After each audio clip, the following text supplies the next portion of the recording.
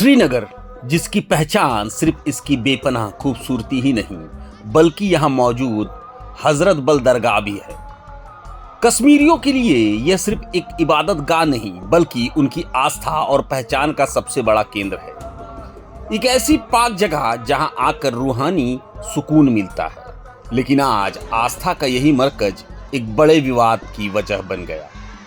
एक ऐसा विवाद जो प्रशासन की एक कथित चूक और लोगों की धार्मिक भावनाओं के बीच खड़ा हो गया। विवाद की जड़ है यह उद्घाटन पट्टिका। हाल ही में दरगाह के जीर्णोद्धार का काम पूरा हुआ, जिसके बाद जम्मू कश्मीर वक्फ बोर्ड की अध्यक्ष दरखशां अंद्राबी ने इसका उद्घाटन किया। लेकिन इस उद्घाटन पट्टिका पर भारत का राष्ट्र प्रतीक अशोक स्तंभ अंकित कर दिया गया। बस यहीं से बवाल शुरू हो गया। इस्लाम की बुनियादी तौहीद यानी एकेश्वरवाद पर टिकी है, जिसमें किसी भी जानवर यानी जीव जंतु की आकृति या मूर्ति को इबादत गाह में रखना शिर्क यानी सबसे बड़ा गुनाह माना जाता है। और हजरत बल कोई आम दरगाह नहीं, यहाँ पैगंबर मोहम्मद साहब का पवित्र चिन्ह मौजूद है, जिस वजह से यह करोड़ों मुसलमानों के लिए एक बेहद मुकद्दस है। यहाँ आने वाले जायरीनों और स्थानीय लोगों ने इसे अपनी धार्मिक भावनाओं पर सीधा हमला माना। लोगों का गुस्सा भड़क उठा। उन्होंने वक्फ बोर्ड के इस कदम को शर्मनाक और मुसलमानों की आस्था के प्रति असंवेदनशील करार दिया। यह मामला सिर्फ आम लोगों तक ही सीमित नहीं रहा, सियासत भी गर्मा गई। नेशनल कॉन्फ्रेंस के मुख्य प्रवक्ता तनवीर सादिक ने साफ कहा, मैं कोई धार्मिक विद्वान नहीं हूँ, लेकिन इस्लाम में बुत परस्ती यानी मूर्ति पूजा की सख्त मनाही है, जो सबसे बड़ा पाप है। यह गुस्सा सिर्फ बयानों और आलोचनाओं तक ही सीमित नहीं रहा। शुक्रवार को जुम्मे की नमाज के बाद जब दरगाह पर आस्था का सैलाब उमड़ा तो लोगों का सब्र जवाब दे दिया। गुस्साई भीड़ ने उस विवादित उद्घाटन पट्टिका को तोड़ दिया। यह घटना सिर्फ एक टूटी हुई पट्टिका की कहानी नहीं, ये सवाल उठाती है आस्था और प्रशासन के बीच की उस बारीक रेखा पर जहां राष्ट्रीय प्रतीकों का सम्मान और धार्मिक भावनाओं की संवेदनशीलता दोनों को समझना जरूरी है। एक ऐसी चूक जिसने शांति की दरगाह में विवाद का तूफान खड़ा कर दिया।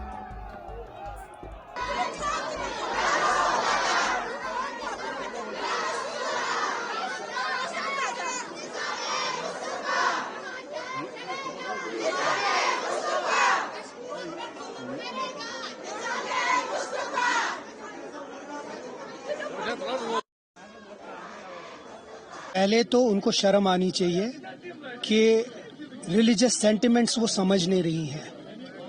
अपने आप को ताजपोशी करना हजरत बल के अंदर, उसके बाद हमारे जो तौहीद है उसके ऊपर हम किसी भी रिलीजियस प्लेसेस पे कोई भी स्कल्पचर नहीं रख सकते हैं। इतनी तो उनको समझ होनी चाहिए। अगर उनको नहीं तो उनके जो बाकी लोग हैं उनको समझ आनी चाहिए। इसके बरक्स कि वो माफ़ी मांगे लोगों से और कुछ उसमें अपने आप को कुछ लोगों के सामने लाके माफी वो एफआईआर करवाना चाहती हैं हम उन बच्चों पे। ये रिलीजियस सेंटिमेंट है और किसी भी रिलीजियस सेंटिमेंट्स को अगर हर्ट करना है वो गलत बात है। हम बड़े पुरजोर तरीके से उसकी मजम्मत करते हैं, बाकी देखेंगे।